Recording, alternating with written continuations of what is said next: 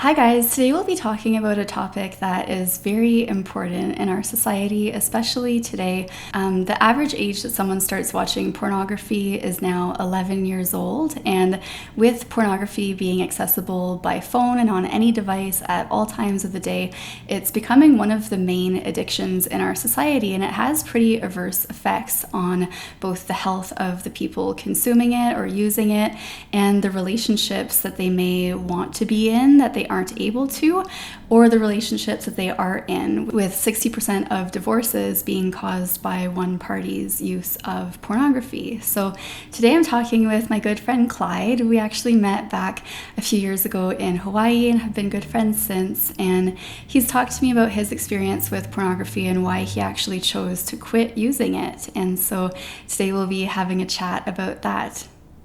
So hi Clyde, thanks for joining me today. Hey, Kathleen. Thanks for having me on your show.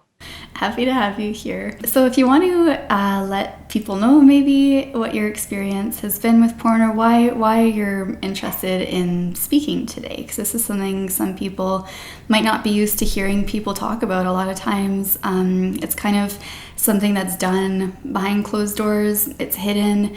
There's a lot of shame around it a lot of times. Even a lot of sex ed curriculums don't even include porn in the curriculum when for most children, this is their first experience of sex is through porn. And so to me, it's a topic that's very important. I feel like in order for us to have a safe and healthy space in society, it's something that we need to be talking about more. And so I'm really grateful for you for having the courage to come on today and speak about this. It's something that is typically really vulnerable and private, so I really honor you for being present today here, so thank you.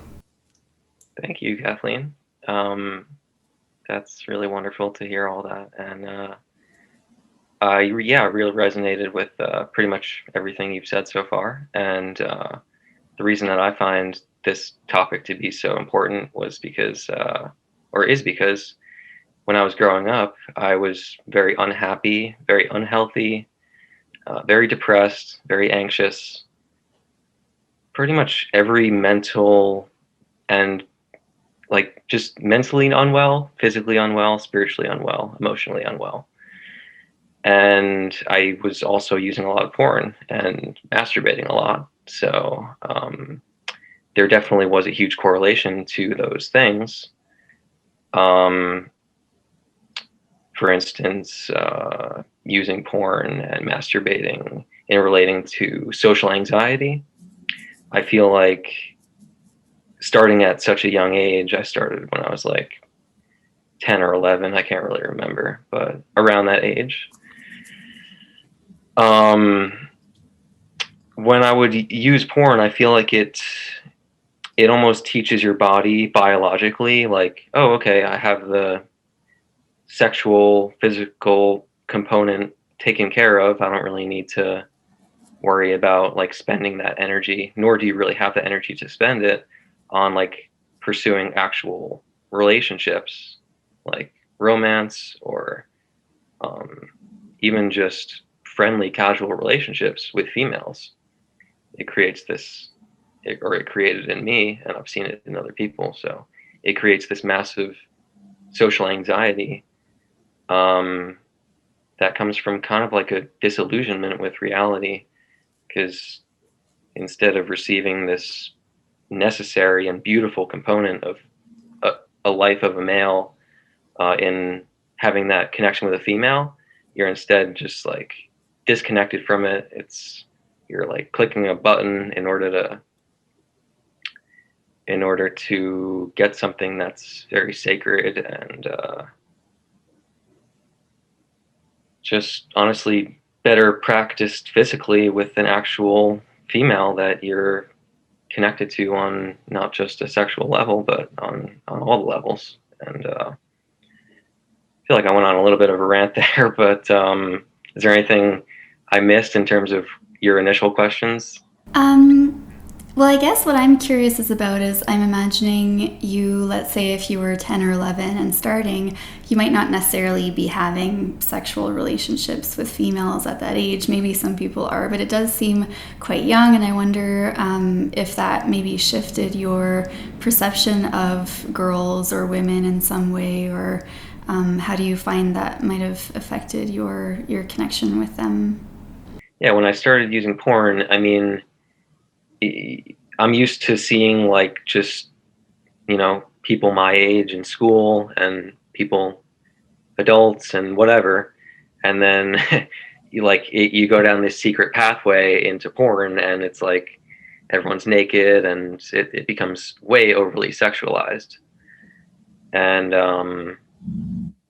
yeah, like I kind of spoke on earlier, it's like a disillusionment of reality because you don't just go from 0 to 100, like zero, like being just sitting on the couch to like hardcore sex all of a sudden. Like it just doesn't, that's not the way that life works. Life is more of like progression and like then like kind of like a wave cycle. So yeah, it just brings you really out of balance, brought me really out of balance, and just made me very socially anxious around girls, didn't know how to relate to them. Um, and yeah, once again, just it does many things to the biology and the psychology that I'm sure people with those degrees could explain further the actual technical terms for them. But it really like messes with them and distorts them. And I experienced a lot of like depression, social anxiety, a lot of unhappiness, just a lot of disharmony, a lot of lack of connection with girls growing up. Mm-hmm. I'm just curious though because I've heard that whenever people are connecting with porn, like they also become desensitized and then they need sort of more extreme things to sort of get that same type of arousal. Did you ever notice that happening with you, or? Yeah, uh, I would say it's just like any other addiction, where you build a tolerance. You need more extreme, like more heavy dosage and more often, just like any addiction. Um, so yeah, I would say that that occurred Okay. until I consciously chose to realize that it was not good for me and made like a conscious choice to be like, all right, let's like, I realize that this is bad, so like I'm gonna not do it as much. And do you remember what had you realizing that it wasn't healthy for you, or? Um, at a certain point, I realized that it was like really messing with my relations with females, which I like really value. Like on a soul level, I like really value my relations with females, and I want them to all be harmonious. And really, I really value and respect the feminine. And unfortunately, that part was missing from my childhood. But oh well, making up for it now. Um, but sorry, could you ask the question again? Sorry, I went off on a tangent again. That's okay. My next question was just going to be, oh yeah, well, I guess the question was, when did you realize that it was unhealthy? So I guess I'm just trying to picture like maybe what age you were, or. Mhm. Yeah. I'd say when I was like 16 or 17, but I still didn't. That didn't mean I didn't keep doing it for quite a while after that. But the biggest turnaround was when I came across this Reddit sub forum called NoFap, and it's a whole bunch of people who are promoting the benefits and the great life transformations that they've experienced from stopping watching porn and stopping masturbating. and everyone has like a badge with how many days they've not masturbated, and everyone's really encouraging, and it was great. And um, I noticed that as soon as I stopped, my energy increased, my natural attraction to actual women around me like increased, um, their attraction to me increased.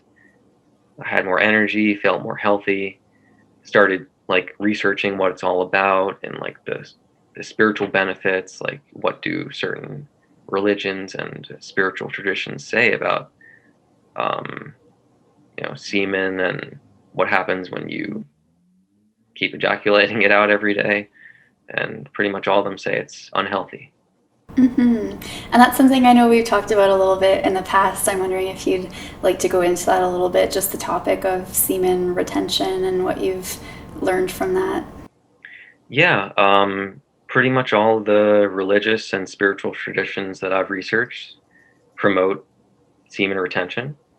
And that means that if you are having sexual relations with a female, that you can not ejaculate and conserve your sexual energy while still like kind of like charging up your sexual energy, basically, um, in kind of a beautiful way. And then you can use that sexual energy that you built up for other things. You could, like in the Kundalini tradition, they say that the energy that you build up there goes through some channels in your spine up to your brain and nourishes your brainstem, and helps you have, spiritual intuition and just better cognitive abilities overall. Mm-hmm. And it passes through the heart to get there too, right? It sure does. And on the way up through the spine, it actually encounters certain blockages that you may experience. So it's a really awesome spiritual practice. It like as you bring the energy up, you're bringing it through all of those energy centers. And if at any point you have blockages in those energy centers, those those energies will arise in your life, and you'll have a chance to look at them and hopefully transmute them. Mm-hmm. And I know because I had heard there's a couple that I follow that they seem to have a really healthy understanding of sex, and they've been together now for 20 years. And when you see them together, they still look like they're in the honeymoon phase after 20 years, and they've just cultivated a really healthy experience where they also valued sex, but they did tons of research about sex in their early relationship too, just to sort of explore different things. And this couple, if anyone's interested in looking them up, it's John and Missy Butler, and they have a program called Lifebook. And I'm not sponsored by them or anything. It's just like that was the first time I think that I really heard of semen retention, because it's one of the things that they talk about, because in their research they found that too. And what John says is that whenever they have sex, the woman will orgasm. So it's very different, the experience that women and men have in sex. So female orgasms are actually very energizing for women, and so we're able to have multiple orgasms, and it's not the same as a male orgasm, because in a male orgasm you are releasing that life force energy of being able to create a child or create life. And what John says is that whenever they have sex, he simply doesn't ejaculate, but he takes that energy that they just built up and he brings that with him, and is still feeling this sexual attraction towards his partner. Whereas typically, like when men ejaculate, they then kind of like die off after and just start like kind of useless, and they're not really attracted like sexually in that same way as they were. But he takes that energy and maybe goes to the gym. He's got more energy for his workouts, more energy to put into his business. And so, yeah, I found that really interesting when you were talking about that too. And I've been seeing some other people online really talking about just the topic of semen retention. And one of the questions I had for you, because you're the first person I've really gotten to speak to directly about it, was I was saying, well, what about blue balls? And I'm sure people listening might be curious about that too. So do you want to explain a little bit about that too? Yeah. First, just to touch on a similar experience to the guy that you shared, anytime I would ejaculate after sex, like my attraction level toward my partner would go way down. Like not in a bad way, but I would just be like sexually like all right, I'm good like for a while, and I'm low energy now, and I need to chill really hard, like, and I just feel like I have less of like my essence. Um, but whereas if I have sex and then that sexual energy is built and it's not released, um, I notice that within minutes I'm relaxing and like cuddling and feeling just as I would if I would have ejaculated, and without the negative side effects like we've talked about. Um, but So blue balls. I don't know. so in regards to blue balls and anything really when it comes to semen retention and sexual transmutation, I'd recommend looking into the author Mantak Chia, and he probably has some videos on YouTube as well. You can search him there. But basically, also, if you want to check out the Reddit subforum called Semen Retention, everyone there is practicing semen retention and talking about it. And this is where I learned about like this kind of 1 to 10 scale of arousal. 1 being like not aroused at all, and then 10 being like ejaculating. You want to be arousing yourself to no more than a 7. That way, if you get past a 7, you may get to what's called the point of no return, where some like stuff that you're about to ejaculate goes into the channel that's preparing to ejaculate it. And if you don't ejaculate it at that point, it can get stuck there and cause some damage.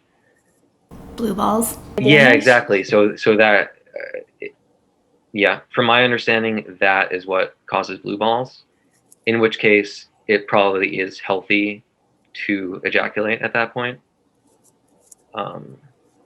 But the goal is to not get to too much of an arousal to the point of no return, and that way you can like keep the arousal level high but not ejaculate or injure yourself. Mm-hmm. So you basically get yourself up to a 7 max, and then maybe you would slow down or Yeah, absolutely. Yeah. Okay. Yeah, and you don't need to go full 7 like all the time, because actually a lot of the beauty in sex is like pleasuring the woman and not necessarily just like maxing out yourself the whole time. And it's like kind of like a beautiful dance like that. Like that's the way I see it. So That's awesome. but yeah, going no higher than a 7, so you don't ejaculate. And I'm curious, so if you're open to talking about this too, because and if not, we'll say pause. But so if you're open to talking about this too, I know you do have a sexual partner right now, and I'm curious how she finds that experience, and is that something she's ever experienced with someone else before? I know maybe you can't speak for her, but just knowing maybe what her experience has been, are you able to share a bit of that, or do you want to? Like how she feels about this whole process? I guess, or even, yeah, like let's say if she had never been with someone, and I think I'm thinking like for the other women out there too, who maybe we've been taught that, and especially in porn, we're taught that like sex, the point of it is like to get the man off. And like once the man gets off, that's the end of sex. And so I feel like the concept of semen retention is so new for so many people that it's almost just like what? Like their whole understanding of sex would be like flipped on its head if, you know, the point isn't for the man to ejaculate at the end. Like how does she feel, or how would a woman feel having sex with a man who isn't ejaculating? Like, does it feel maybe like there's, and maybe this would more so be a question for her, because I don't know if you. Oh yeah, I could touch on a couple things like that. The first thing I want to say is like, I feel like sex is kind of like music. Like the point isn't to get to the end of the song. The point is to play the song beautifully and enjoy the song. Yeah. But actually, with my ex-girlfriend, she would actually get a little bit jealous. She was like way more insecure. So like me not ejaculating actually kind of triggered her insecurity of like not feeling good enough or sexy enough or whatever that was. No matter how much I explained, like I'm like intentionally not ejaculating. But my current partner is super open to it, and I feel like on my journey of learning more about this and being more conscious about sexual energy, I've attracted more conscious females into my life, friendship and romantic. So, um, did that answer your question? Well, so how does the current one feel with it? Great. Yeah. Like I've expressed my desire to master this practice and practice it. So she encourages me to do that, and she also sees the negative downsides to when I do ejaculate. I just get more low energy and um, kind of all the negatives that I've expressed before. So yeah, she's on board with it and supports it and benefits from it, because along with this semen retention thing, like if you retain your semen, you can have sex for a longer time, because once you don't retain your semen, it's pretty much over. So you can have sex for a longer time. Your partner's going to love it more. You can get more in touch with the feminine like experience, uh, not just like pure masculine, just ram and jam and then come and then leave. So get more in touch with the feminine side of things, of like slowly building into it, like, you know, just feeling just physical contact first, like foreplay, and just enjoy the music, enjoy the creation of the song with your partner or partners if you choose to do that. I love that. One thing you did bring up, though, is that typical, maybe like the male dominant version of sex that we might be used to seeing in porn, or maybe that a lot of little boys, essentially, and little girls, like the average age is 11. So a lot of them are starting 8, 9, 10, 11, 12, the first time they're ever seeing sex. A lot of times it is that ram and jam, come and leave, or however you described it. Like, Yeah, it's not sex, children, but yeah, but it is for a lot of people. And so I could see that sort of like masculine, like people being overly, like maybe if it's more of like the toxic masculine sort of version of the ram and jam, come and leave, just being like, just like that term right now. yeah, like I'm thinking of a term that they would maybe say to describe what you were talking about. That's kind of like not a very nice word, but basically it's a word to describe like female genitalia in a negative way, that's like often used for a man that might be more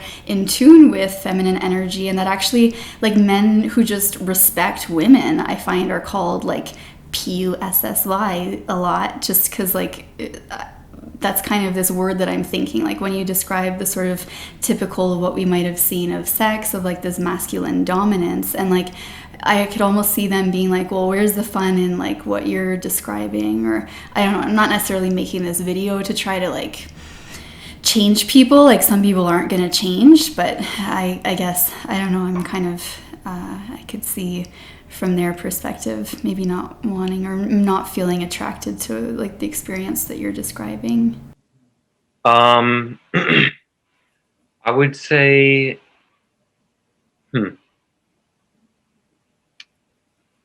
I would say you need to experience it.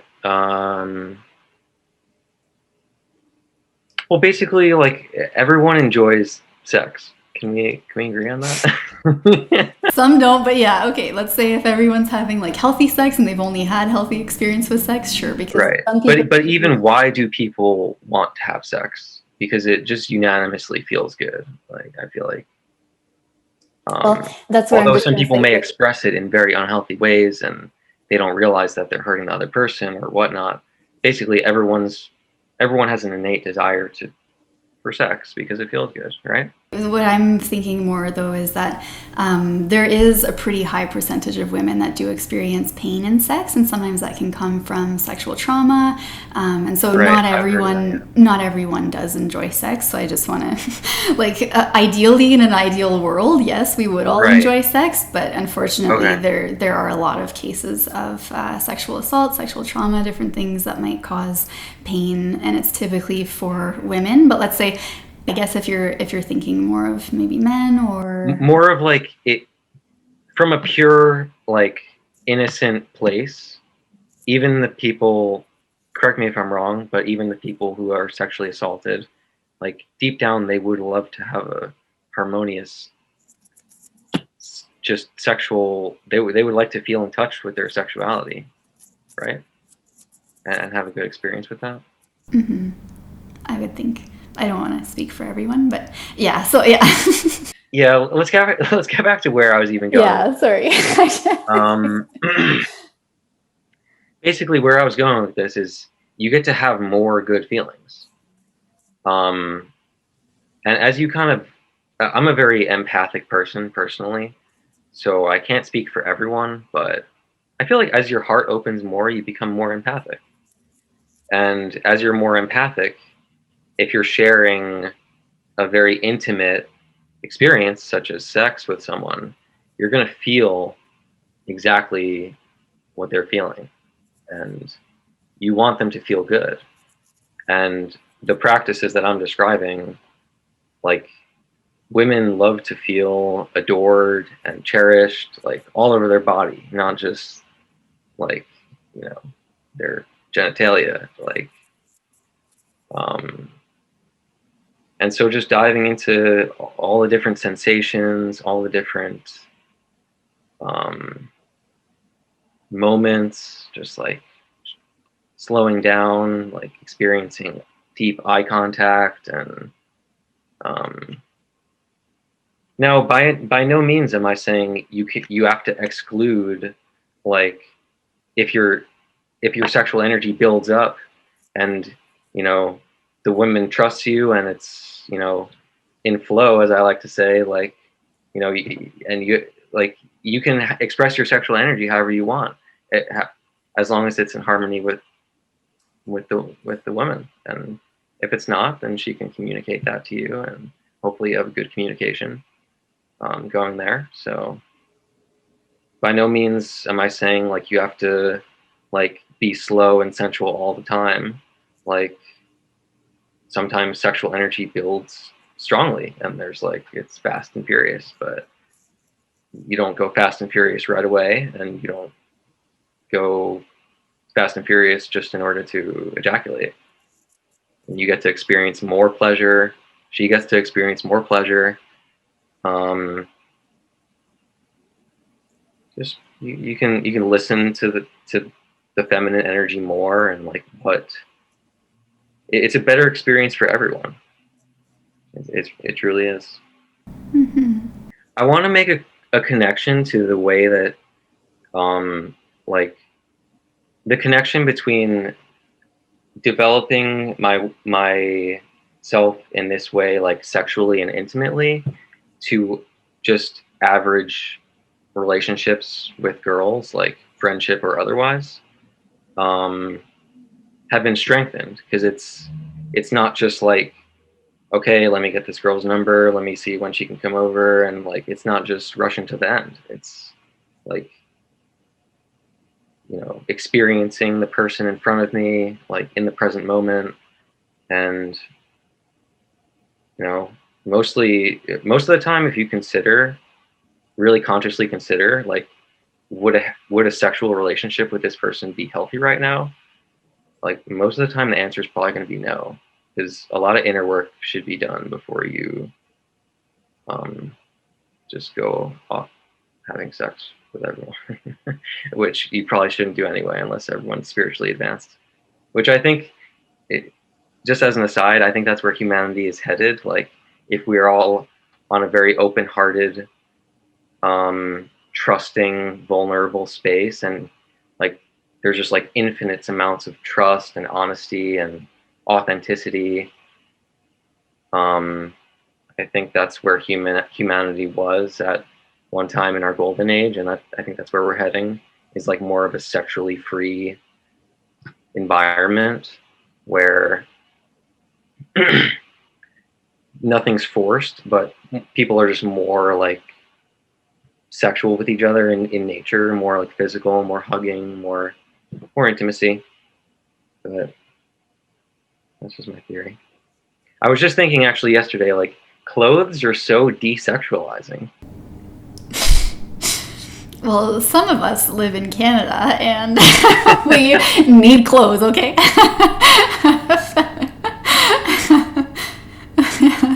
Clothes, or in the past it would have been mostly furs, but something like it's minus 20 degrees Celsius. You need something. Totally.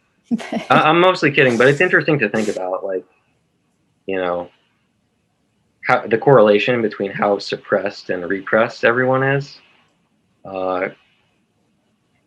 And then, you know, just clothes. But then at the same time, when people get more vulnerable with clothes, it seems to be more of the overly sexualized, coming from a damaged, repressed space. And it's like, yeah, I mean, I think what you're touching on to me is just kind of circles back to just that most of us haven't had a healthy understanding or understanding of sex. We haven't been taught in this way, and this is kind of what my point and my hopes of doing this is, to hopefully get the conversation going in a direction of how can sex be healthy and talked about more openly, as opposed to having these 10-year-olds behind closed doors learning from aggressive porn. And so yeah, like there's definitely different theories to that. I think especially with sexual trauma, I think it's understood that some people afterwards will either like completely shut down or they'll completely kind of like over express. And so there's just a lot of imbalance. And I think our society used to be more run by the church, which really was trying to suppress that energy, but was also traumatizing children sexually behind closed doors too. And so there's just a lot of disharmony around the topic in our society. And so I think the more we talk about it, the healthier things can become. Totally. I definitely want to touch on something that you mentioned, which is like shame and how pornography usage kind of remains behind closed doors.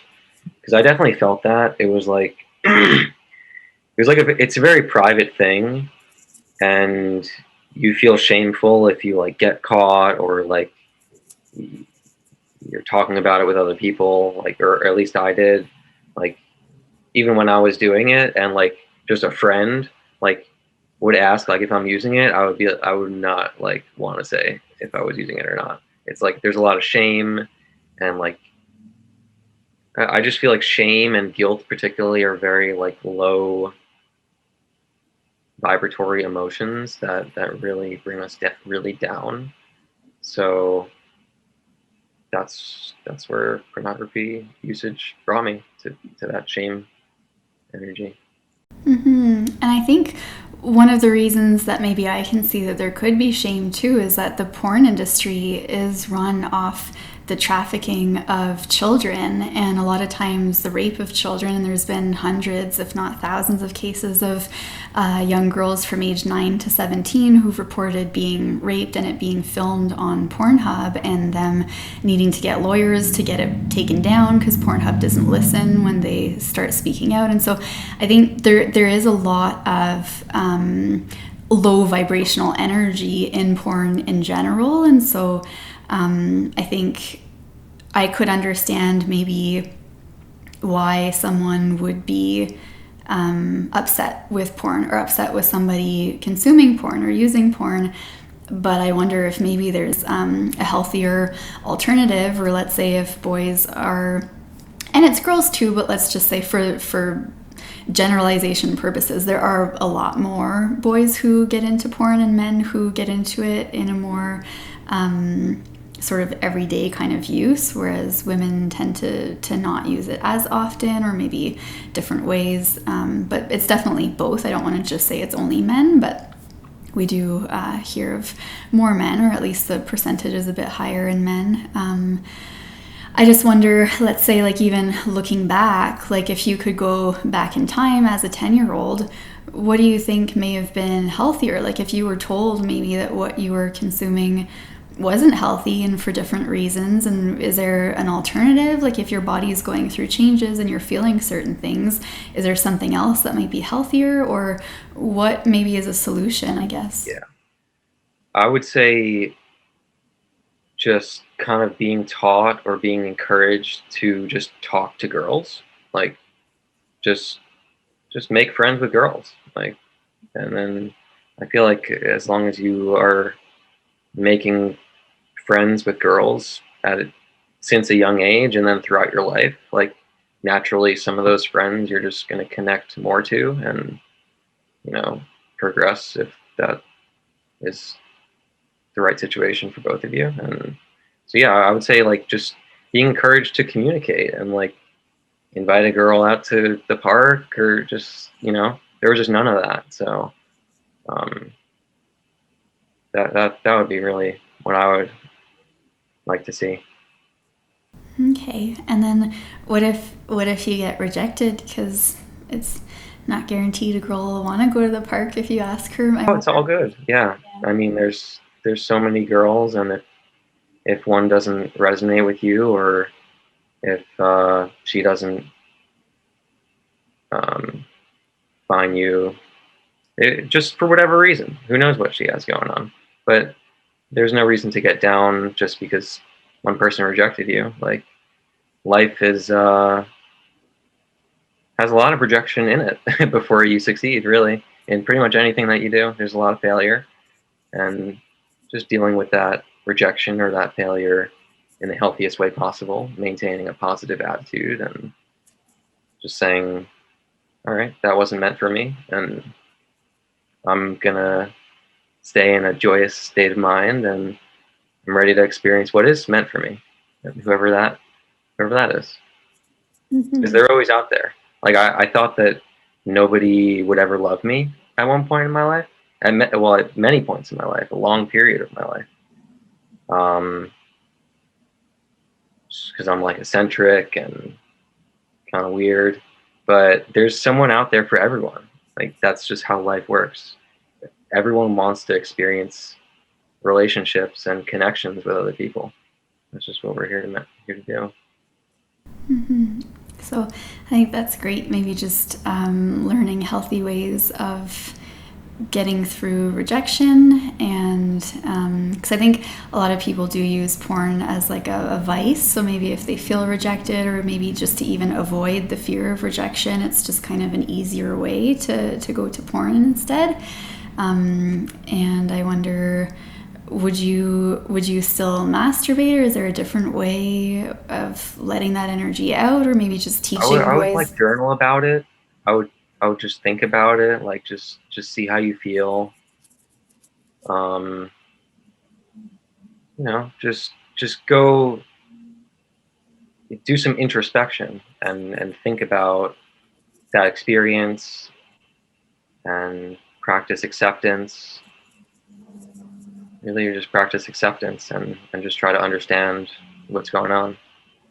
And you never know. Like you mentioned, like unfortunately, many people are victims to sexual experiences that they don't want, and then the person that you approached might be one of those people. So anyone who doesn't, want to be with you or doesn't want to hang out, don't force it. Just give them space, and maybe one day they'll be ready, and they'll be grateful that you didn't force it on them. Thank you.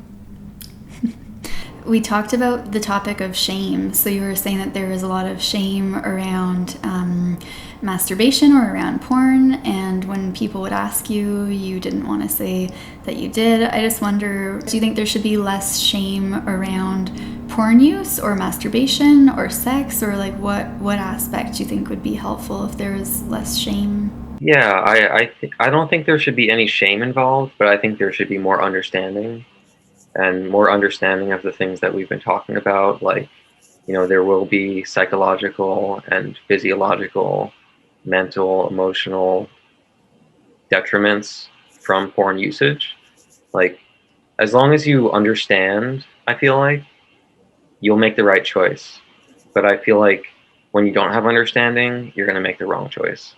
So in my situation, I didn't have any understanding. Like, I learned about masturbation off of some guy on a video game, and like didn't have any understanding about it, no knowledge about it. Um, and then it developed into a really unhealthy habit. Um,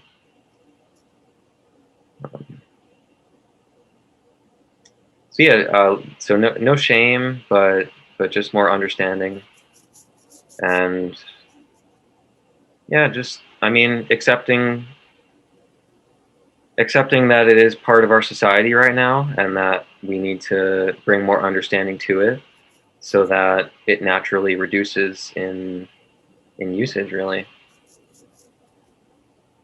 yeah, kind of similar to drugs, because it is just like a drug addiction. So it like I've never done cocaine because I understand that like one of my childhood friends has got into cocaine and he's no longer around.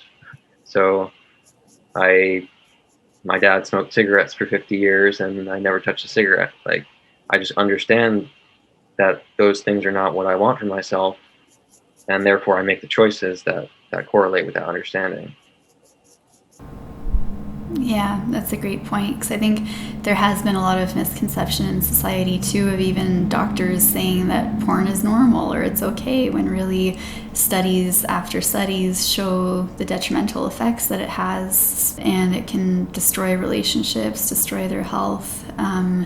And yeah, if more people knew, I mean, just like doctors used to recommend cigarettes to people, maybe either not knowing the harm it did, or maybe the tobacco industry was funding some stuff. And so the porn industry is a multi-billion-dollar industry, and I'm sure they've had some say in what the public perception of it has been. So I'm sure, yeah, I'm sure they've had their part in saying like masturbation's good, it's good for your prostate and all that. You said that mostly men are affected by porn usage, but imagine how many women are indirectly affected by that, because those men are hanging out with women eventually, and all their bad habits and all their lack of learning about communication and learning about relationships then is now the foundation that they're running in their relationships with their women.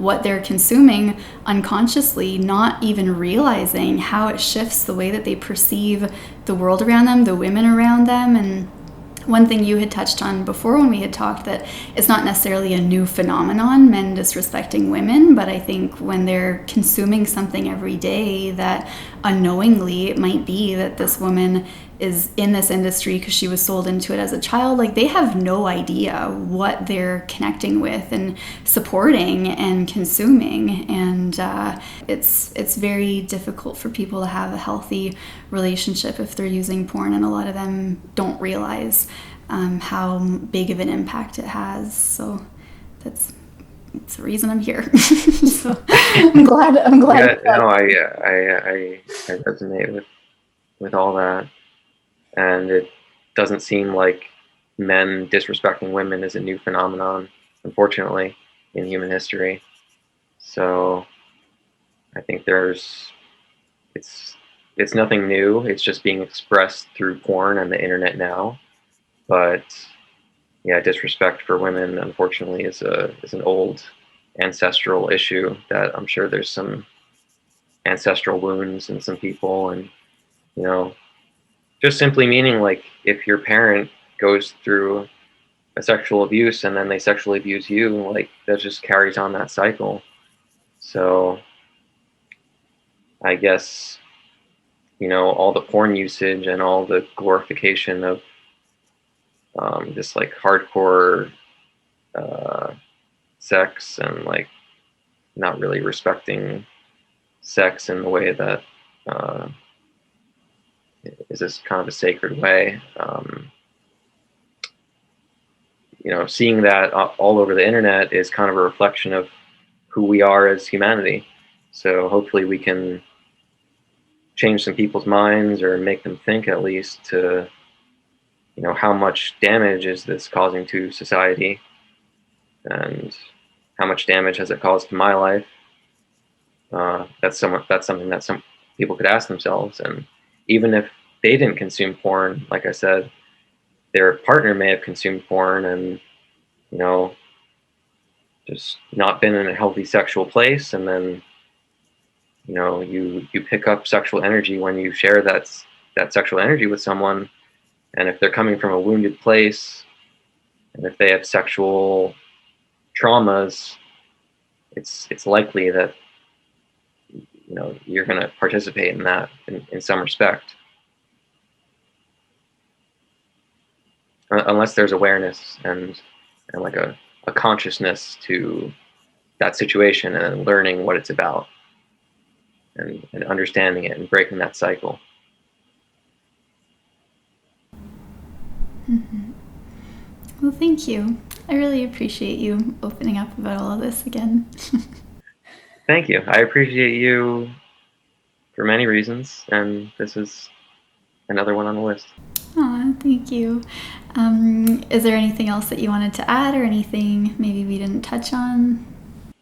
Yeah, I guess the general message, just respect your body and respect women. Respect everyone, but especially women. They'll take care of you if you respect them. And I've learned that in my journey. And I hope everyone learns that, and we can learn the lessons that the feminine is here to teach us. The very divine lessons. Divine feminine lessons. I'm here to learn them. I've learned so much from women, seriously. Like, my greatest teachers. Mm-hmm.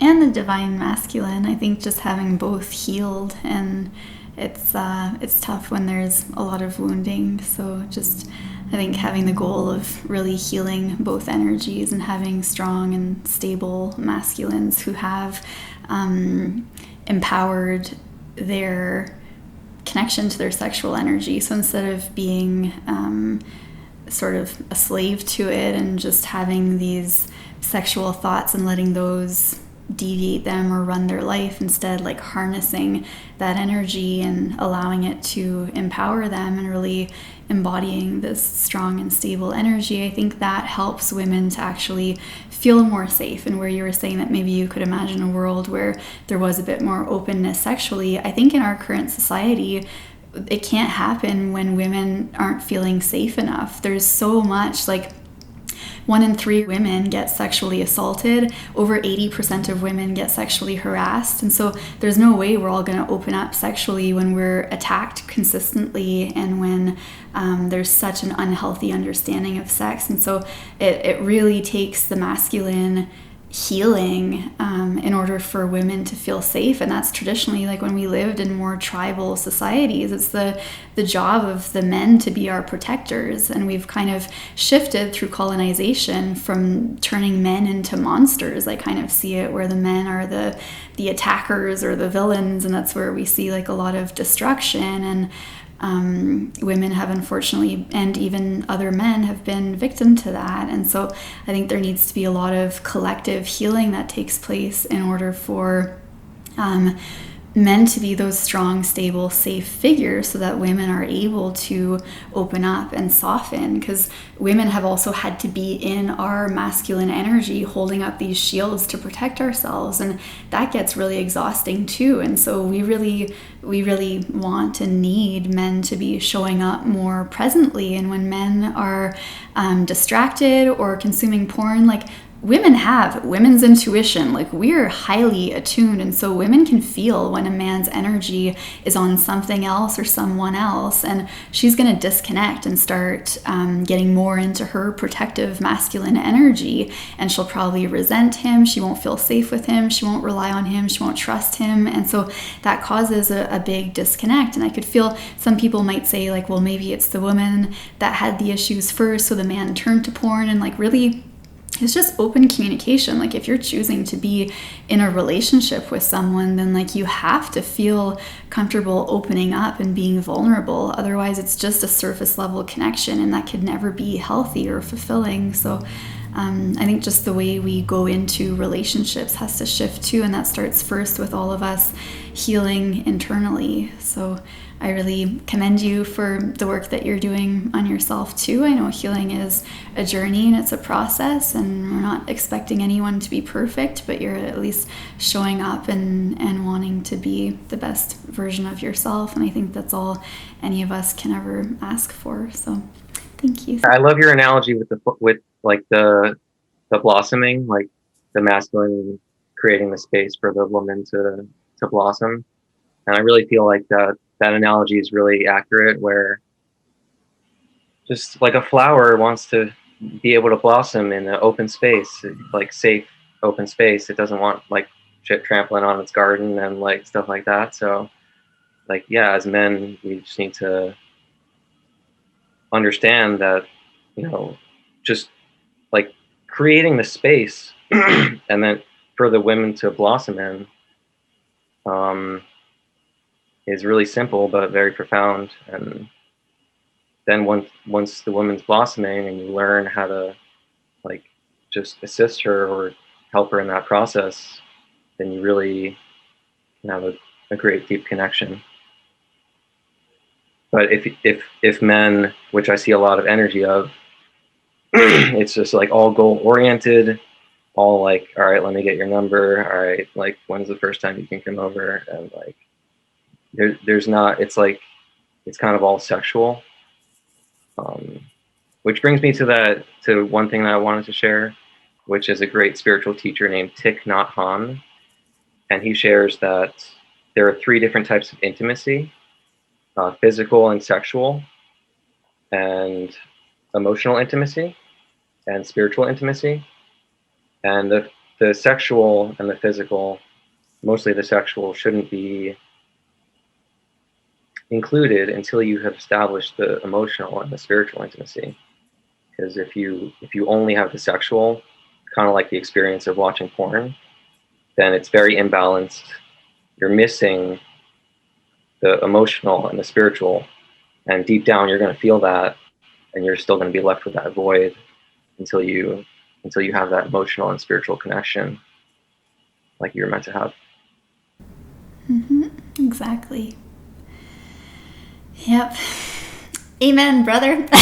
Amen. Yeah, thank you for all of that. So, why do you think that people consume porn? I think it's because there's an unmet need that they're trying to meet through the means of porn. And that need is probably like a need for connection and love. Unfortunately, porn doesn't really give you that. It gives you the illusion of that, but then you still have the lack of that in the end. So kind of realizing whatever need that you're trying to fulfill with that impulsive porn, realizing that, and then fulfill that need in a healthier way. Mm-hmm. That's a great point. And I think one thing that's reminding me of is I think a lot of times in our society, men are taught to suppress their feelings, and that if they vocalize their emotional needs or their feelings, they might be made fun of or shamed or kind of made to feel that they aren't manly. And so I could see in, let's say, a relationship where there might be issues happening, a man might feel scared to vocalize his needs or his feelings to a woman, and then instead he turns to porn because he might be feeling a certain way. And so that's where, instead of resolving an issue or coming together and having solutions and collaboration, it just creates more of a separation. And that's where it kind of like digs an even further like crack into the relationship that eventually leads to separation. So Totally. yeah. So yeah, I feel like there's a lot of lack of true expression, and there's a lot of keeping feelings in and stuff. But I feel like if people really truly express what they're truly authentically feeling in their heart and all over their body, like there'll be more clarity. And if that clarity means that, like, all right, we're clear that we're not meant for each other, then that's clarity. Like, it's better than staying in a relationship forever and then like finally getting to the truth and realizing that it's not supposed to be. But yeah, I don't know. Did I answer your question? Yeah, I think so. I guess I don't know if this matters, but like one more thing to add as a possible unmet need that people have is just like the need for fun and excitement and like a dopamine release. I feel like a lot of people's lives are just like work, eat, and then they're like, oh, I'm not having any fun. Let's flip on porn. That's a So great point. yeah, so that unmet need could just be like having a good time, and you know, if that's a sexual time good time that you want to have, like definitely look to have that time with your loved one. Exactly. I guess that could turn to, in certain relationships, maybe the loved one isn't open to having that. And so, anyways, we don't need to get too in detail, but I do remember one thing that made me think of was, because I've been reading a lot of forums too. I'm looking at you guys, the NoFappers, and I'm just like learning, doing my research. I'm just like little eyes, like a fly on the wall in all of these like Reddit forums.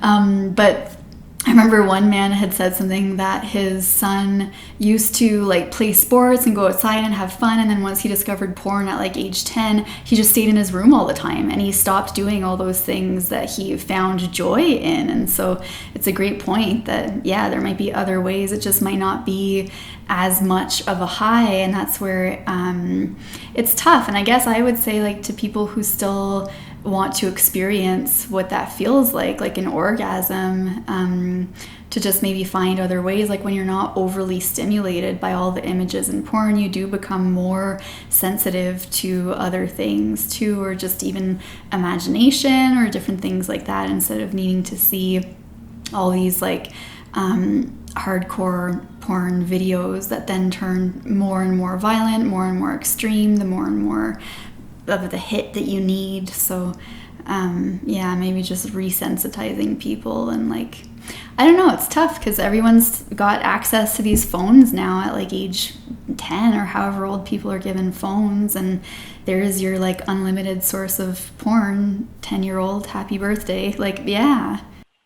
Yeah, because I feel like this all relates to like the dopamine systems in our brain and how there's such easy access to dopamine now that like when you're using all that dopamine, if you're watching porn or even if you're just like scrolling through Instagram, switching your attention every 2 seconds, like you're getting dopamine releases and you're kind of depleting your dopamine systems, and you won't have those good feelings and those good brain chemicals for the experiences that you were really meant to have them for, such as like a sexual experience, or even just like you mentioned, like playing sports. This guy like burned out all of his dopamine systems watching porn, and then like all that instant gratification made him lose his interest for, you know, a more delayed gratification activity, a much more healthy one, which is playing sports.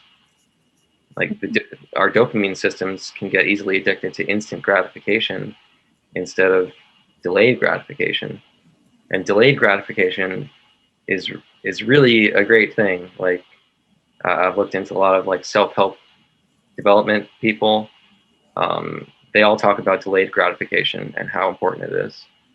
I think there's like a marshmallow test where like some kids were given 2 marshmallows. They're allowed to eat one, and then the second one they say like, if you wait such amount of time, we'll give you like 2 more, and then if you eat it like right away, then you won't get anything. And the kids who delayed gratification and waited for the bigger profit at the end had like way higher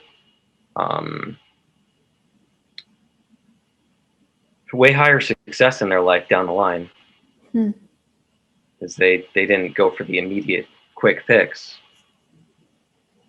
Just like porn. Like when I was watching porn, the immediate quick fix, I had 0 positive relationships, friendship or otherwise, with girls my age. 0. Like stone cold 0. And that really sucks. So just have a good time with the people your age, and like we don't need to be watching porn. We can just let life develop naturally as it has throughout the ages, and experience the beauty of a woman and not compare her to some supermodel that we saw on the internet, but just really see everyone as individual and love them for the way that they are. Mm-hmm. And maybe even teaching young people too about just harnessing that energy, like when they are going through puberty and starting to feel these things, just teaching them about sexual energy and how to raise it. I don't know if that's something that 10-year-olds would be interested in, or I don't know, but we gotta change something. I think so. I mean, I think it's pretty cool, and just realizing like, all right, your hormones are kicking in. You're going to have a lot more energy, a lot more testosterone. Like, channel that into your stuff, whether that's working out or playing sports or drawing or playing music or being a doctor or whatever it is for each kid. Just realizing that there's going to be a lot of sexual energy building up. Let's learn how to express it in healthy ways. Like, let's live a healthy lifestyle that we're like exerting ourselves physically, so we're not just like all pent up and we need to release. So it's a whole big picture, but porn is a huge puzzle piece to all of it. Yeah, I'd say even like what you were saying is making me think of like, let's say if people were in like martial arts and like I'm sure like learning how to harness the sexual energy, like to mastering your sexual energy like as a practice for young boys. And it's something that traditionally in past cultures, there's always been like a rite of passage for boys to become men. And that's something that we've really lost in our culture, where we've now got a lot of these man-childs who are just roaming around jerking off and like not like, they're acting from a space of a boy that really has not harnessed or mastered himself and learned what it is to be a healthy man. So Totally. I've heard of that, and a lot of the people that I follow, like divine masculine men that I see as divine masculine, have talked about that, how there's been a lack of rites of passage in our society, and that there's no really stark transition from boys to men, and then you have boys in grown-up bodies, but they still have the maturity level of boys. So I think that's a really great point, and something that we should talk about in society a lot more, which is like a rites of passage. Like understanding what it is to be a man, and like being taught to respect women, being taught to just treat everyone with respect, treat Earth with respect, like get into nature, get back to, what cultures have done for thousands of years, really. But there's a lot of plasticization, I want to say, of American society, where it's all we're kind of losing all the tradition, good and bad, and some of the tradition is really good, such as Rites of Passage. Yeah, and I would say not just American, but I think it's around Totally a lot of worldwide. places. Yeah. Yeah, that was very ethnocentric of me.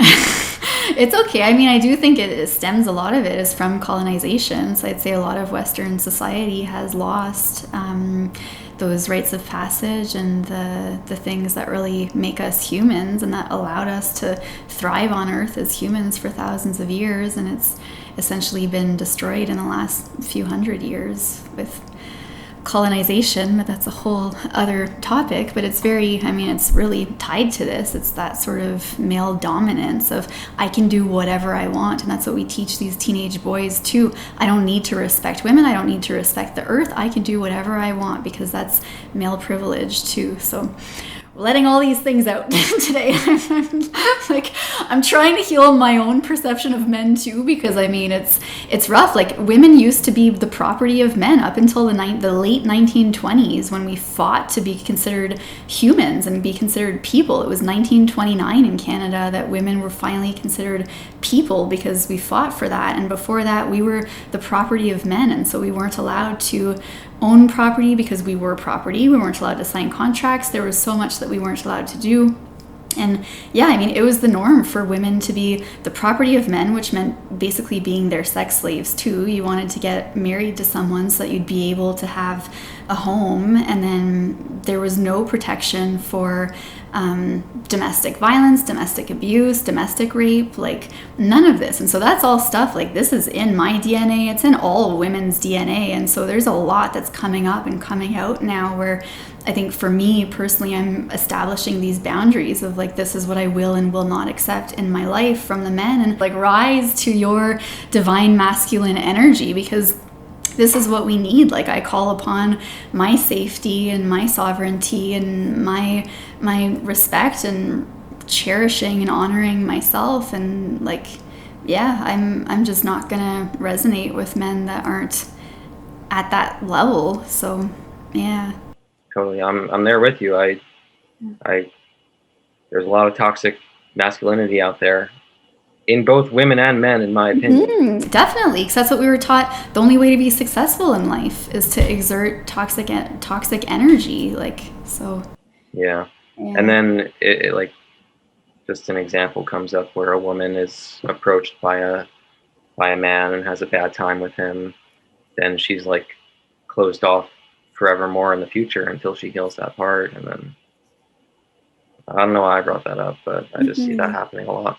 Well, it's a good point, and probably because I'm like also talking about some of that wounding. Yeah, it can make us put up walls, and so definitely there's inner healing to be done, I think, within all of us, and especially around this topic of being willing to face maybe what are things that have happened in my own life or your own life, where it's like, okay, I need to heal from this experience so that I can be open to allowing healthy energies within my life and my experience too. So not necessarily just like, I know there's that movement, like, men go their own way, and like, you don't want to have like women going their own way, or like, no, I want healthy men around me. Like, I want the men to raise, like, I'd rather if 100% of the men were up there, like, in that energy, you know. I don't want to exclude them. It's more so just for like, just what I'm calling upon, and I think we attract what we're vibrating at. And so when we have unhealed energy, we tend to attract others with that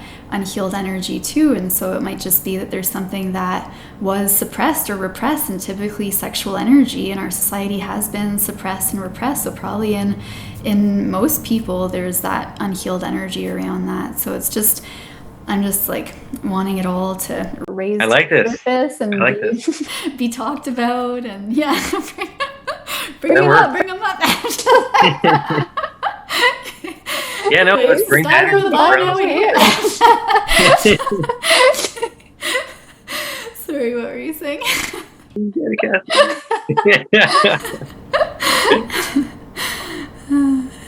Oh, but for real,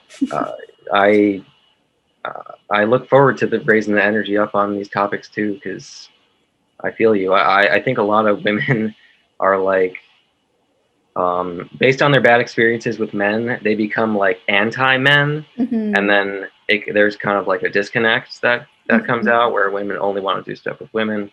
Yeah. And But I'm with actually, you on just like let's heal together, separately, when the time is right, but together as well.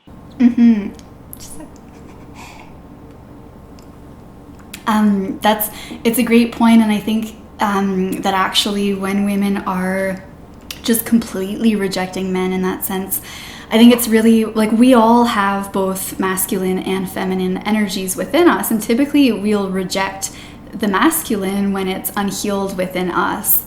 And so that's something that if you're just completely rejecting men, then typically it's just that there's unhealed wounds, probably with the connections that you've had with men in your life or with that masculine energy.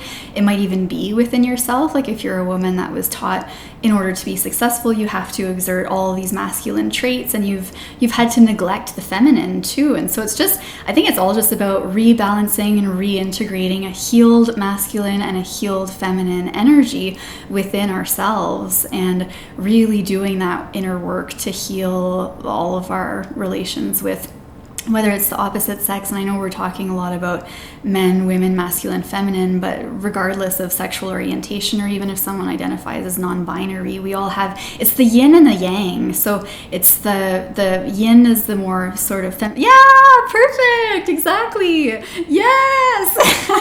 Yeah. Yeah. Yeah, so coming into harmony, and as you see in that yin yang, it's like the yin tends to be the black, like the dark, like the night. That's the more feminine, the retreat.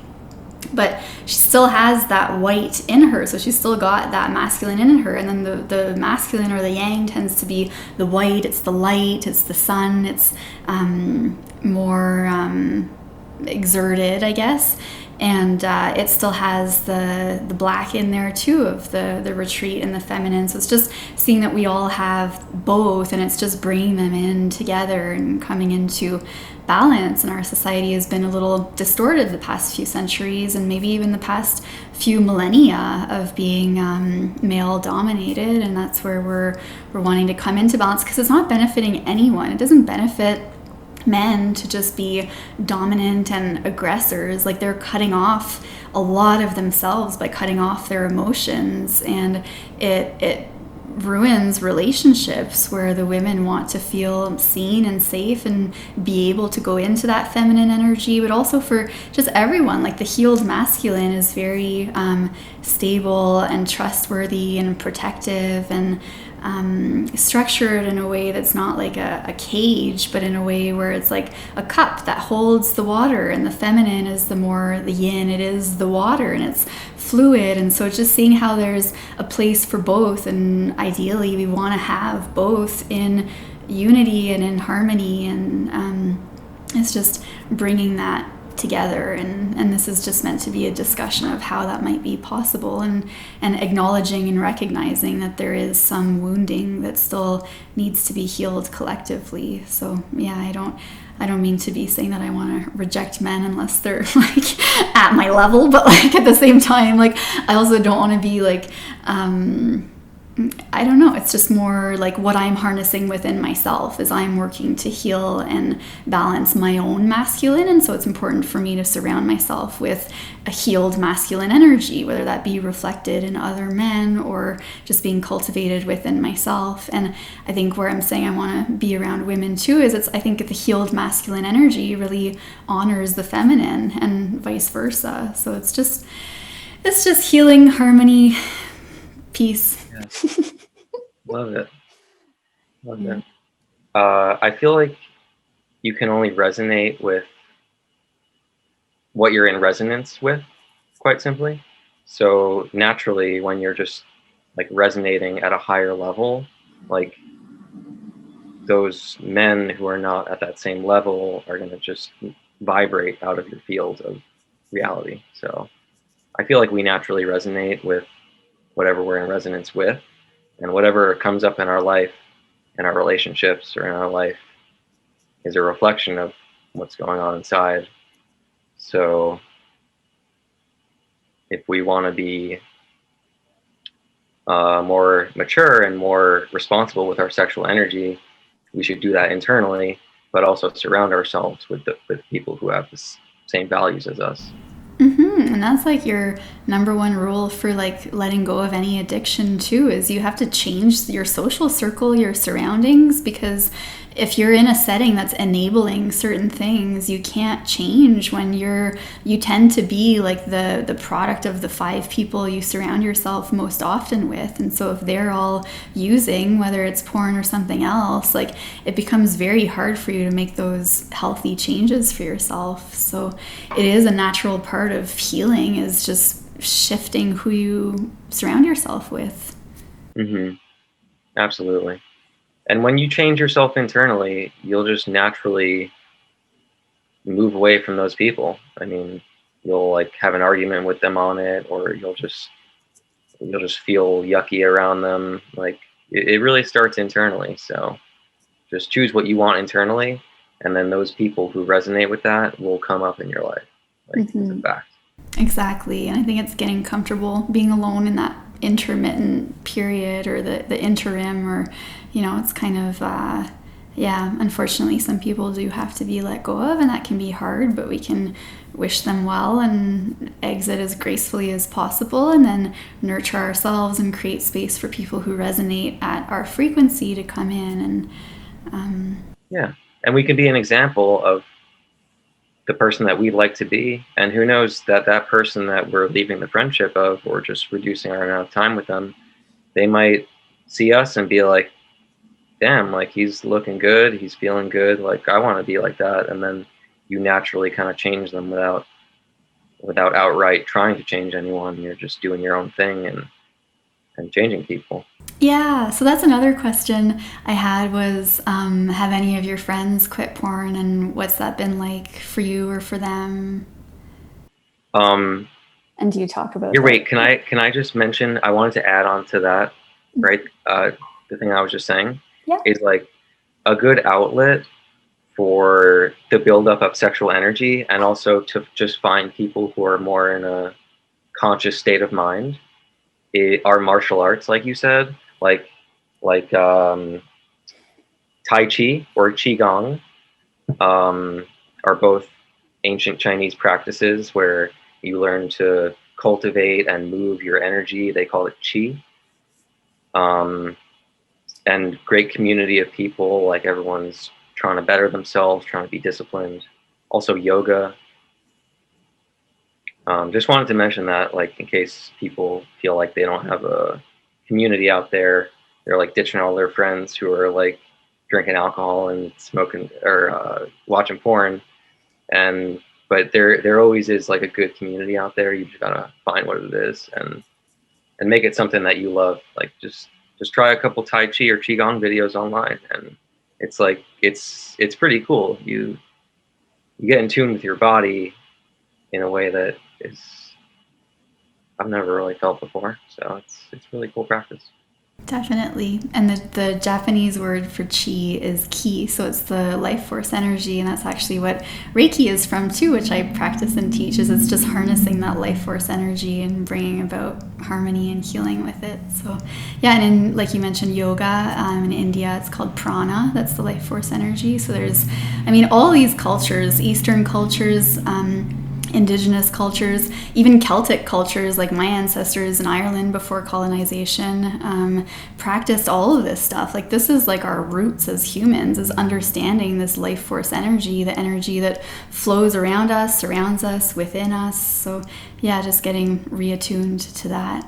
And I wanted to ask you too, if you have friends who've also quit porn, or if you talk with guys or other people about that, or what your experience has been with that. Yeah, absolutely. I've definitely brought it up in many conversations. Most of the time when I know someone's receptive to new information, and when I feel like it might be negatively affecting them, like if I notice they're just like overly anxious, or just have strangely low energy, or like just kind of give off like creepy vibes. I guess like girls say like the word creepy a lot. I feel like that might be strongly related to like men who watch a lot of porn, just as a guess.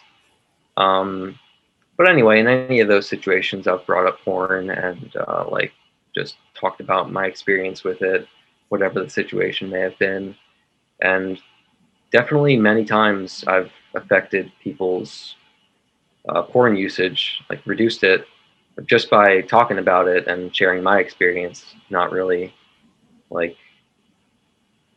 trying to make them quit or anything like that, but just offering it as a suggestion that, you know, you'd probably feel better. And I don't remember the exact instances, but I do remember a couple people at least that have been, that I've talked to about it in depth. And they went from like one kid in specific, actually, he went from like masturbating multiple times a day to porn and like being quite degenerate, as we say here in Las Vegas, like just losing money, spending money, just doing kind of degenerate things. And at this point in his life, he's like, as far as I know, quit porn or drastically reduced his usage of it. And he's like changed his life around. He's all about love now.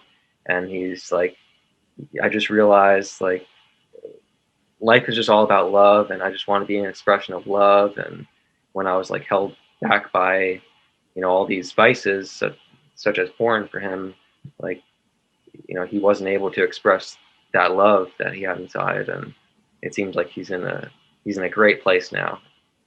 And I feel like, you know, him quitting or drastically reducing, I'm not sure which one he's at the moment, but I'm sure that had a huge part. That's awesome. Good job. Yep. Okay, well, is there anything else you want to share? I feel like we might be ready to wrap things up. Yeah, I can't. I feel like we covered a lot of ground.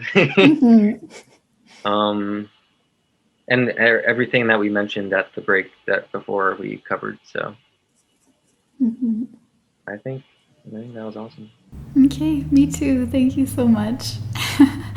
Yeah, I really appreciate your presence and your light, and thank you for being here and sharing with people. And to everybody watching, thank you guys for being here and joining us in this conversation. And let us know in the comments what your experience has been. Have you ever quit porn, or has porn ever interrupted your relationships in some way? I'd love to keep the discussion going. Please keep it a respectful place. If there's disrespectful or sexually harassing comments, they'll get deleted. You'll probably get blocked so that you can never comment on my posts again, because I do have those boundaries for myself. So yeah, keep it respectful, and I appreciate having these open dialogues and hopefully making a difference for the better in people's lives and in society. So thank you all so much for being here. And anything else you want to add before we say goodbye, Clyde? Or just say goodbye. Just love yourself and love everyone, and you'll be doing a great job. Thank you, and may you be happy, healthy, and free. Bye.